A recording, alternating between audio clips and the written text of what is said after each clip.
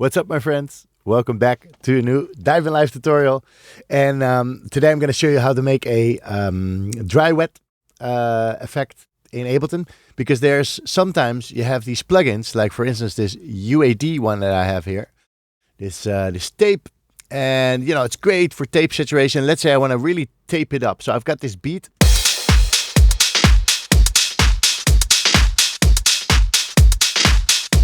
And I'm adding like a lot of like tape saturation. You know, I got the record all the way in 10 here, so it's like super loud. It's getting louder.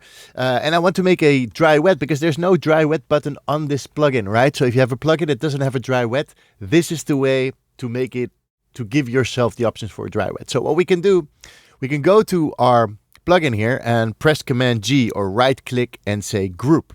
Of course, it's just a group with the one guy, but you know, this is the way to do it. We get an audio effects track, which we can open by using this chain selector, so we can get another chain. So what we can do, we can duplicate the chain by clicking on it, press Command D.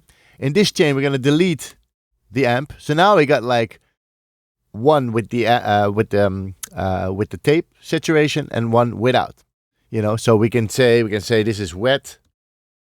And rename, this is dry, right? So how are we going to make it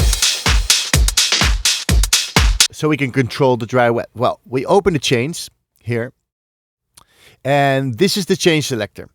And this is going to be important because first we need to make the range of each chain all the way to the end. And for instance, the dry one, we're going to take this little hook here and move it all the way to the left.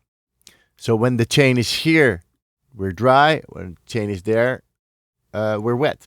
So with wet, we're going to do exactly the opposite. We're going to take this hook on the left, drag it to the right. So now, nothing is happening. But when I move the chain, I think it's the chain selector.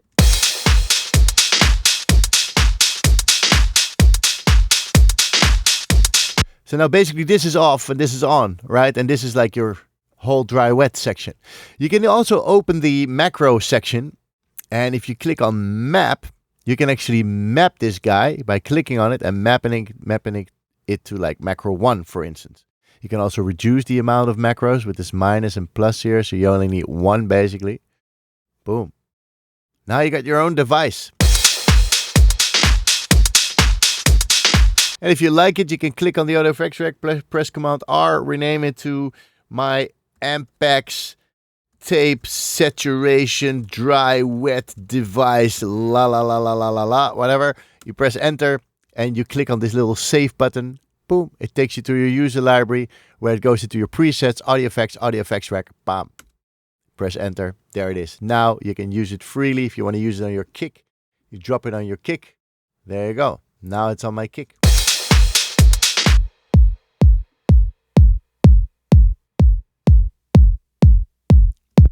Boost your kick a little bit. Nice. All right. I hope you enjoyed this. Follow me for more content. Like and subscribe and share and all that stuff. Follow lessonsinlive.com to see what courses I'm doing. If you want to have private lessons as possible. And I have a Patreon community on patreon.com/lessonsinlive where we do remix challenges, feedback sessions and all that good stuff. So see you at the next one.